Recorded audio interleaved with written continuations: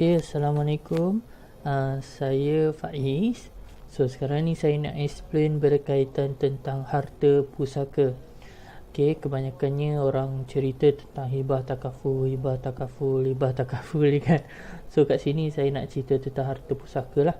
Yang mana jika berlaku meninggal, tak kisahlah pasangan kita ke, diri kita ke, keluarga kita ke, sahabat ke, kawan-kawan, akan berlaku proses yang saya akan cerita sebentar lagi lah. Okay.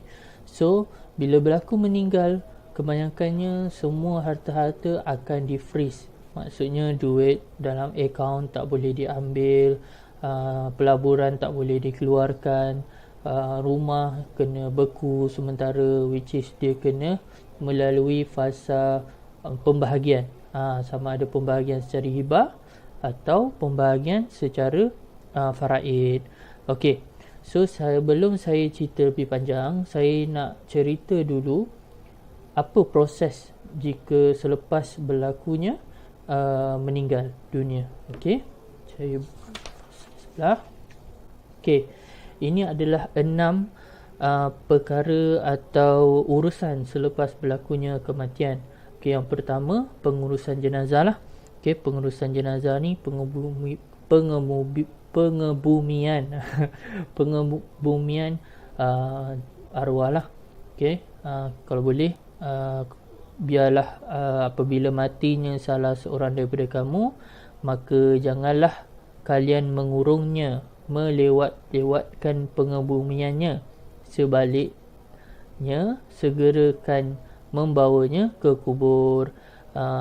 Hadis riwayat Baihaqi, yang mana kita sepatutnya kena uruskan secepat mungkin supaya orang kata jenazah tu tidak tersiksa lah. Okay, biar macam kita faham, datangnya kita daripada tanah, kembalinya kita pun ke tanah juga. Okay, so first pengurusan jenazah. Yang kedua hutang. Hutang ni ada terbahagi kepada dua, iaitu hutang kepada Allah, kedua hutang kepada manusia. Okey, hutang kepada Allah ni maksudnya kalau arwah sebelum ni dia tak bayar, orang kata zakat-zakat yang dia tak bayar ke, zakat harta ke, zakat simpanan ke, atau sebelum ni dia ada tinggal solat ke, so nak kena bayar fidyah dan sebagainya lah. Untuk manusia pula, kalau dia ada berhutang dengan saudara mara, kawan-kawan, so perlu selesaikan dahulu. Hutang ni perlu diselesaikan lah. Okey, dan seterusnya pusaka. Okey, pusaka ni pula dia terbagi kepada banyak lah. Okey, kalau ikutkan, yang pertama hibah, harta sepencarian. Okay, lepas tu wasiat. Okay, so kalau ikutkan wasiat ni, kalau orang faham, oh wasiat ni bila saya bagi tahu, so semua serah pada dia lah. Tak, sebenarnya wasiat ni dia terbahagi kepada 3, iaitu wasiat ni adalah 1/3 daripada harta kita bagi pada bukan waris. Bagi pada bukan waris, seperti anak angkat, kawan-kawan, saudara mara ke kan, yang bukan waris lah so, dan wasiat ni juga sebagai pelantikan wasi. Okay, pelantikan wasi ni adalah pentadbir harta, pentadbir sahajalah, bukan pemilikan harta, pentadbir harta, which is dia yang akan menguruskan harta tersebut. Okay, so harta sepencarian ni untuk makluman, suami pun boleh claim, isteri pun boleh claim, asalkan dia ada bukti lah, bawa pergi mahkamah, dia ada bukti, okay, sekian saya ada bayar hutang suami ke, saya ada bayar hutang isteri ke dan sebagainya, boleh claim. So the first is hibah lah. Hibah ni hibah aset, hibah simpanan, hibah takaful dan semuanya lah. Okay, so perolehan kuasa. Perolehan kuasa ni adalah urusan pejabat. Okay, urusan pejabat. So nanti saya akan explain kejap lagi. So nombor 5 ni adalah dia lepas dia urusan pejabat ni, mahkamah ke, pejabat pusaka ke, dan seterusnya, dia akan keluarkan surat kuasa dan urusan tu akan pergi ke pentadbiran. Maksudnya pergi bank, keluarkan duit, pergi ke syarikat amanah untuk keluarkan duit pelaburan, ASB, tabung haji dan sebagainya lah. Okey. Dan last sekali pembahagian. Pembahagian ni lah, pergi faraid ke, pergi ke hibah ke, kan? Kalau yang dia dapat hibah, direct akan pergi hibah lah. Kalau pergi faraid, dia akan pecahan faraid tu akan disahkan oleh mahkamah atau pejabat pusaka kecil. So ini adalah simple explanation berkaitan tentang proses urusan selepas kematian. Okey, berbalik kepada tadi, macam kita nak tanya pasal hibah aset semua bagian kan. Okey, so untuk urusan harta pusaka, saya berbalik kepada nombor 4 tadi tentang perolehan kuasa, yang macam mana nak kena urusan pejabat berbagai semua kan. Okey, untuk harta pusaka ni dia ada pecah dua. Okey, satu pengurusan, yang nombor 4 tadi tu kan, 4 dengan 5 tadi, dan last sekali adalah perwarisan. Okey, so pengurusan ni adalah turun naik nak pergi ke mahkamah sivil kalau harta atas 2 juta. Kalau bawah 2 juta akan pergi ke pejabat pusaka kecil, akan nak kena kumpulkan dokumen-dokumen semua, SMP lah, apa harta lah, semua-semua tu lah, itu dalam termasuk dalam pengurusan. So dalam pengurusan ni juga termasuklah nak pergi ke pejabat. Lepas tu kena keluarkan duit juga. Kena keluarkan duit. Kenapa kena keluarkan duit? Sebab setiap satu borang tu pun ada cas dia juga. Amanah raya pun ada cas dia juga setiap satu borang. Nak pergi transport lagi semua. Lepas tu masa. So waris kena minta cuti berbagai semua. So benda ni ada masalah lah. Akan berlaku masalah, akan dragkan urusan harta pusaka tu. Okay, untuk pengurusan ni inilah masalah masa, masalah duit, masalah kekangan, lagi satu kekangan persetujuan waris faraid lah. Okay, so seterusnya untuk pewarisan ni more pada perancangan lah, yang mana kita merancang. Okay, macam kalau tahu orang dulu bila dah tua-tua kan, okay, tanah ni bagi pada acik, rumah ni bagi pada angah, okay, ladang ni bagi pada along. So dia dah secara verbal, which is okay, ni so bila meninggal dia orang akan uruskan, dia orang dah sepakat, okay, ni sekian. Okay, tapi zaman sekarang memang susah, walaupun maybe hari ni cakap macam ni, esok macam ni. So memerlukan dokumen yang mengesahkan untuk dibawa kepada mahkamah atau pejabat pusaka kecil untuk mengesahkan, okey, ini hak awak, ini hak awak, ini hak awak, dan sekian. Okey, untuk pewarisan ni kita mau pada hibah lah. Okey, hibah ni ada terbagi pada dua, harta alih atau harta tak alih. Okey, harta tak alih ni macam rumah, aset yang macam contoh rumah, tanah, kedai, bangunan yang besar-besar lah. Kalau harta alih ni macam simpanan, emas, kereta, motor, yang simple-simple. Kalau macam contoh sepupu saya, na'udzubillah, dia meninggal dunia 2 tahun lepas, dia ada motor sebiji. Meninggal sebab accident, motor sebiji. So dia ada harta alih, dia just perlu, waris dia hanya perlu pergi ARB je, amanah raya berhad sahaja.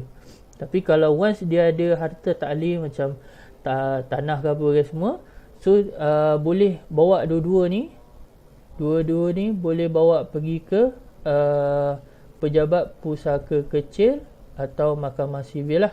Dalam pejabat pusaka kecil ni pun dia ada mahkamah dia juga.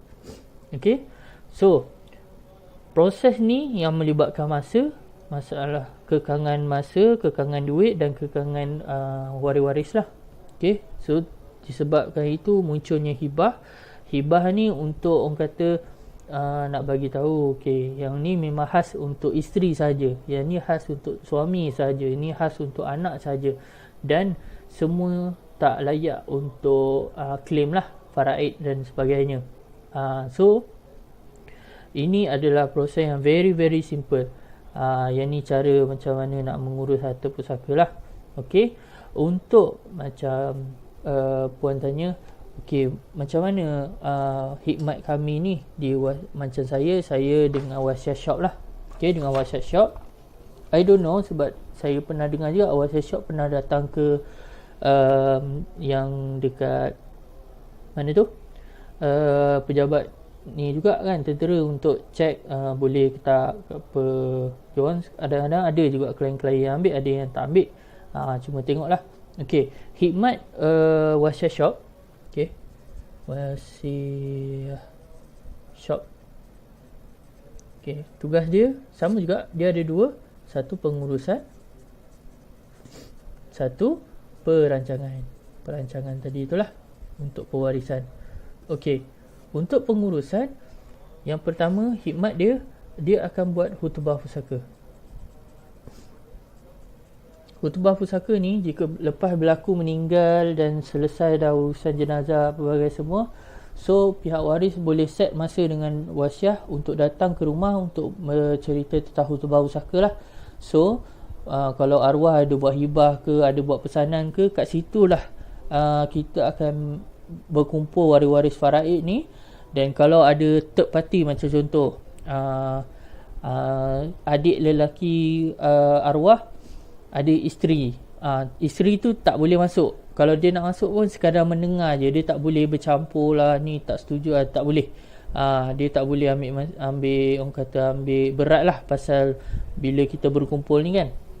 So khutbah pusaka, sebenarnya tugas khutbah pusaka ni untuk nak menyampaikan pesanan arwah, dan nak juga untuk kesepakatan. So bila ada kesepakatan ni, urusan pergi mahkamah lah, pergi pejabat sana sini lah lebih mudah. So dekat situlah kita tamatkan kesepakatan tu, dekat situ. Okey, so yang kedua ada khairat kematian lah. Khairat kematian disediakan. So yang ketiga, kita akan bantu wakil. Kalau arwah appoint isteri, so kita akan bantu wakil lah untuk kumpulkan dokumen, pergi ke mahkamah sivil, pergi ke pejabat pusaka kecil dan sebagainya lah. Dia akan bantu sehinggalah keluar surat kuasa. Okey, surat kuasa. Surat kuasa ni lah yang nombor 6 tu, pembahagian, which is bawa pergi ni, pergi bank, boleh dah urusan boleh sendiri dah. So kita akan bantu sehinggalah keluar surat kuasa. Dan dalam proses ni juga akan ada orang kata cas, bukan cas daripada wasiah, cas daripada pejabat tanah lah, cukai ke, orang kata nak tukar nama ni kena bayar ke, yang tu di bahagian orang kata di bahagian klien sendirilah, bukan di bahagian wasiah. Wasiah akan bantu 3 benda ni. Okey, so ini bab pengurusan, dan alhamdulillah yang ni lebih memudahkan dan menyingkatkan masa. Selalu kita dengar 2 tahun 3 tahun kan. Dengan adanya kita bantuan hikmat pengurusan ni, kita boleh bantu dalam 6-9 bulan, setahun dah settle dah, insyaAllah. So ini seterusnya perancangan. Boleh buat perancangan hibah, boleh buat wasiat, boleh buat pesanan, boleh juga hibah, pesanan, wasiat. Kalau macam ada saham syarikat ke, syarikat nak buat ASB punya hibah pun boleh. So banyak perancangan ni. So macam puan sendiri tanya pasal hibah aset, dekat sinilah, dekat sini hibah. So kita boleh uruskan juga hibah ni, which is nanti dekat khutbah pusaka ni kita akan cerita juga tentang hibah ni. Okay, rumah ni diberikan kepada sekian. So waris diminta setujulah, sebab kalau challenge sekalipun dokumen ni sangat sah. Sebab apa? Akan ada, kita tunjukkan video penerima dan pemberi hibah. Nanti bila draft hibah ni siap, sebelum dokumen ni dihantar kepada klien, kita akan buat satu video akad, akad pemberi, akad penerima, akad orang kata apa, akad saksi, dua orang saksi lelaki. So benda tu akan jadi kukuh, dah kukuh, dan alhamdulillah memang tak boleh nak challenge lah. Okay, so wasiat ni macam saya cakap tadi 1/3 bagi semua. So boleh tambah dari segi pesanan. Kalau macam contoh kita ada pesanan, okay, motor ni bagi kat sekian-sekian. So pesanan ni dia tak sekuat hibah, tapi dia pihak wasiat boleh bantulah dari segi hutubah pusaka ni dengan pesanan arwah. So diharapkan kesepakatan waris-waris ni setujulah dengan apa yang dipesankan oleh arwah. Okay, so okay, untuk harga straight to the point, sebab kiraan dia very simple, sebab kita akan offer dua ni lah. Okay, untuk pengurusan dipanggil al-wasitah. Okey, dia ada dua, satu wasitah delima, lagi satu al-wasitah zamrud. Okey, apa beza dia? Yang ni sesuai kepada harta yang bawah 2 juta, yang ni yang atas 2 juta. So bulanan dia RM50. Yang ni pun bulanan dia dalam RM115 selama 15 tahun, atau meninggal lah, which is mana datang dulu. Kalau lepas 15 tahun pun orang kata kita akan uruskan juga, tapi dia punya waiting period dia 6 bulan. Okay, 6 bulan. Okay, so RM50 ni dia macam tak ada simpanan apa lah. Dia memang bayar untuk perkhidmatan pengurusan ni, untuk hutubah pusaka dan sebagainya lah. Okay, so yang kedua perancangan. Kalau kata hibah aset dari segi rumah ke, tanah ke, bangunan ke, yang harta taklih,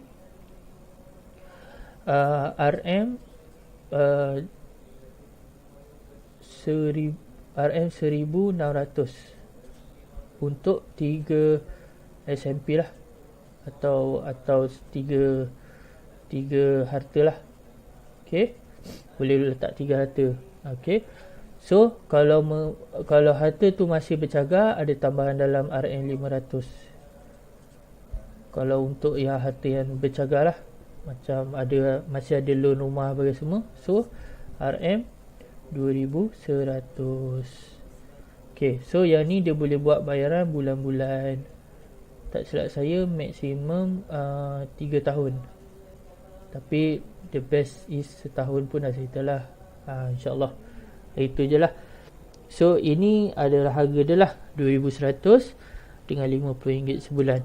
So kalau macam pilih untuk bulan-bulan, nanti dia akan ada kiraan dia lah. Dia akan bahagikan dan berapa cas pengurusan dia sebagainya lah. Nanti saya akan bagi yang actual punya, kalau nak tahu yang bulan-bulan berapa lah kan. Okay, so dalam perancangan ni pun ada pesanan, ada juga untuk orang kata, untuk kalau macam contoh lah nak buat surat ikatan amanah. Okay, tugas surat ikatan amanah ni adalah kita nak hibah, contoh rumah ni dihibahkan kepada suami, dengan syarat kena jaga anak-anak, tak boleh kahwin. Tak boleh kahwin, dan selagi memenuhi syarat-syarat tu, hibah ni diteruskan. Jika melanggar, so hibah ni terbatal. Contoh macam tu lah. Sebab saya dah pernah buat dah pun surat ikatan amanah, berlaku kepada family belah isteri saya lah. Ayah mertua saya ni dia kahwin ramai.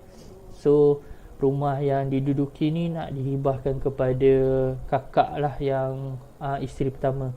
So sepatutnya nak hibah pada mak, tapi mak pun dah uzur, so dihibahkan pada kakak, tapi diikat dengan surat ikatan amanah supaya menjaga kakak dengan abang ipar saya yang OKU.